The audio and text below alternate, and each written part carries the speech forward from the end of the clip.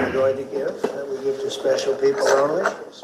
It's a coin, Thank you. and I hope you do that. I'm going to give you a second one for your leader. Oh, cool. Thank you very much. And likewise, we'll do that. These are serious coins. You don't want to lose them. You'll be very, I think that your reporter from Africa should get one. What do you think? Is she allowed? I saw. I think, yes? Are the reporters okay with it? Brian, yes? Darling, that's for you. Okay? You did a fantastic job. Thank you. And I heard you do a great job in covering everything. Thank you. And Mr. President, we actually have the pictures that you took earlier. Oh, let me Foreign see ministers here already. Thank you so much, Mr. President. Thank you. Let me see that. They're in this folder right here, sir. Okay, this one? Yes, sir. Oh, they look better than me. I don't like it. I don't like it. That's beautiful. That's very good. We have a good photographer. Beautiful. That's great. You better, I'll tell you, you better do the job here. We're going to come down hard. It's beautiful. Thank you very much. So we'll put them in. That's for you. That's for you. This is for the Congo. And what is it? For the Congo. Yes. Okay. Let's see, do we have two of them? I think so. You wouldn't give us one, you would have made a big mistake. No, nice. That's for you. That's for you. Thank you, Mr. President. Thank you very much. And you're all set, and this is for you. You're going Yes, to get it this. Good. Might as well hold it. Thank you so Thank you much. very much. Good luck. Thank you. Do you have any questions? Yes, sir. On the subject, sir, you know,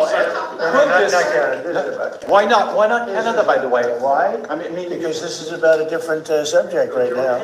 This is right now actually a much more important subject. We just ended a war that was going on for 30 years where 6 million people died. So don't ask me a trade question on Canada. Mr. President, Kara Castanova from Lindell TV.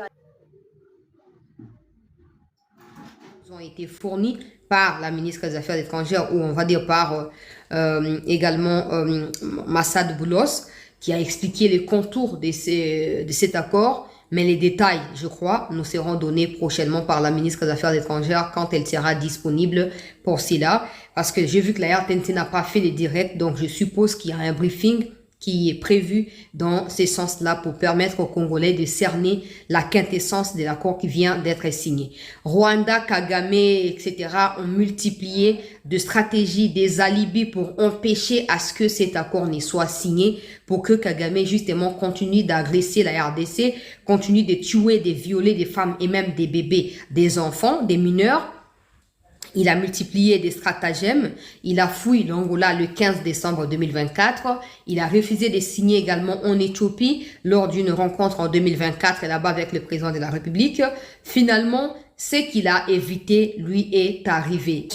L'appui de l'Angola. Mais la question, c'est jusqu'où Kagame ira avec des conflits inutiles dans la région, parce que depuis un certain temps, il n'y a plus rien à cacher du fait que par exemple, le président de l'Union africaine qui est João Lourenço n'est pas en bonne relation avec Kagame. Il ne l'est pas, Kagame ne l'est pas non plus avec beaucoup d'autres présidents. Alors maintenant, c'est avec Trump aussi qu'il a des problèmes. Les États-Unis ont été clairs. Du point de vue des communications et d'analyse communicationnelle, on va devoir décrypter les aspects qui ont été, on va dire, qui ont transparé pendant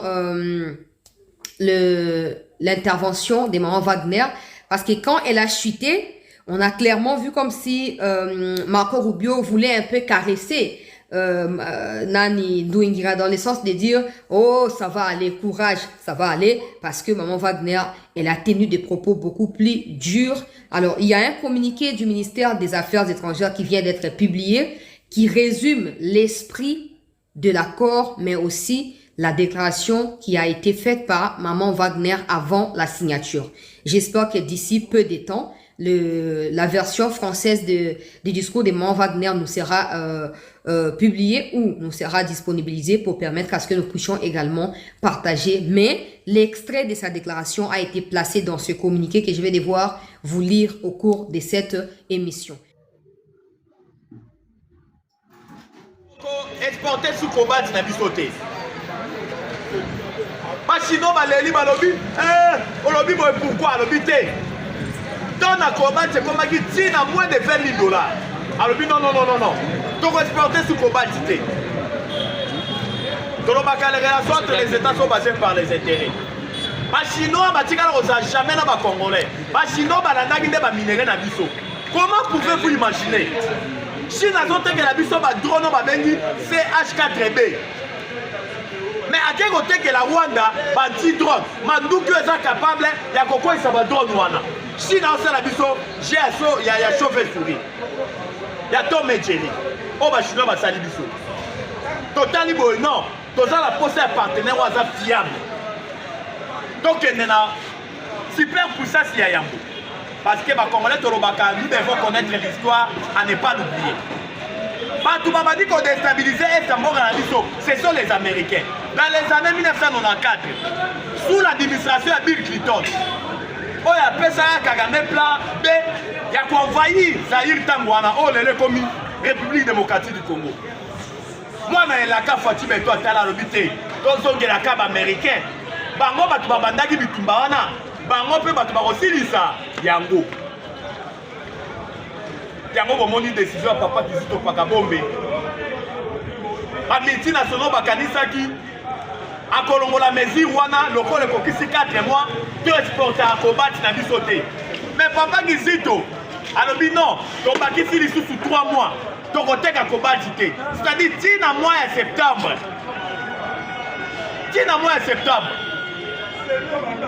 yango na ba ministre oyo tozosenga reconduction na bango na gouvernement ya l'Union nationale.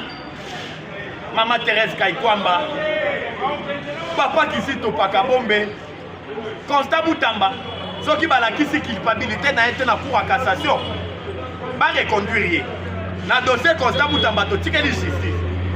Soki bakolakisa culpabilité na été azonga na gouvernement d'Union nationale.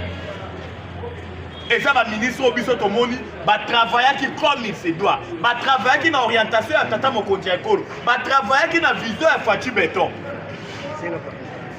Après la guerre, épanouissement est au rendez-vous. Va Congolais des pères et des mères. Tous ces souvenirs dans la prophétie à vous-même quoi prophétiser pour le Congo en 1991.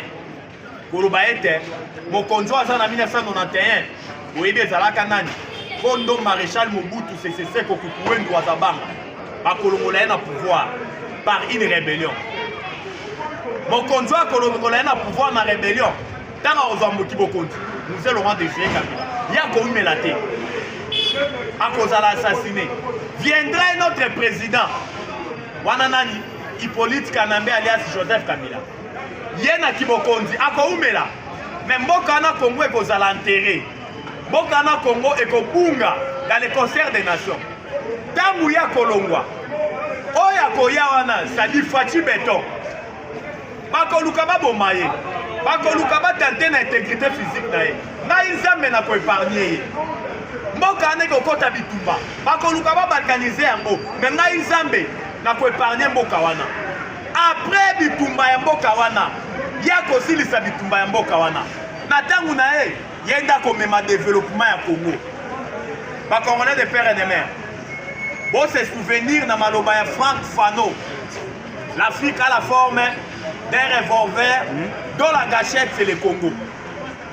Afrique est la forme ya revolver. Gâchette Congo. Cela veut dire que Mukolo bakwa pouye gâchette. Développement à Congo et comme même développement Afrique centrale et comme même développement Afrique Nyonso. Aujourd'hui, notre pays, le Congo, est debout, sous Fatih Beton. Yango to sengi na ba Congolais de père et de mère. Totika Tata Mokonzi Ekolo na maboko ya Nzambe. Nzambe abatela ye. Akopisa mission na ye. Tina suka.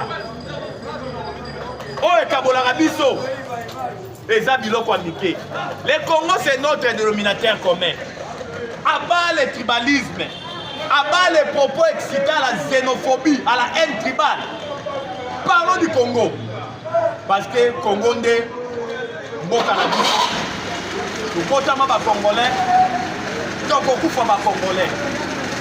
boyebi te bachaine na biso eza likambo ya ngonga ya koloba ezalaki ebele mais ta ezopose biso problème parce que mbongo eza mbeka oyo tokosenga na bakongole nyonso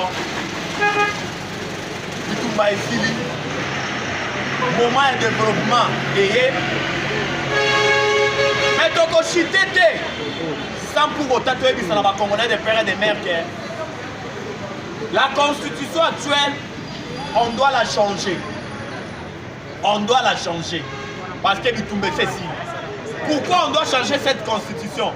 La constitution actuelle fait beau ménage avec la guerre de l'Est. Ça fait beau ménage. On doit la changer. Parce que cette constitution, nulle part, on a mentionné la superficie de notre pays. 2 345 410 km². Bah, mentionné la superficie à Mboka na bisoté. C'est une constitution qui a été rédigée dans Mboka Belgique. Par des étrangers. Par Congolais, cette fois-ci, nous voulons une constitution bio-congolais rédigée en République démocratique du Congo par les Congolais en 4 langues nationales. Parce que la constitution actuelle, elle est devenue obsolète, elle est devenue archaïque, elle ne répond plus aux réalités actuelles de 2025. Parce qu'il y a de cela 18 ans, depuis 2006, 2025, 18 ans passés. Et ils ont mal dans la réalité actuelle. Raison pour laquelle, tous ces Congolais surtout, on doit changer la constitution. To chiter na changement de la constitution, il y a Kolobezela Kebele. Pour aller l'autre Sukiawa, numéro d'habitude plus 243 89 77 525 44. Plus 243 89 77 525 44. La patrie pour la vie. La patrie pour la vie. La patrie pour la vie. Pour la vie. Bitumba Esili. J'ai dit et je vous remercie. Ciao. À la prochaine.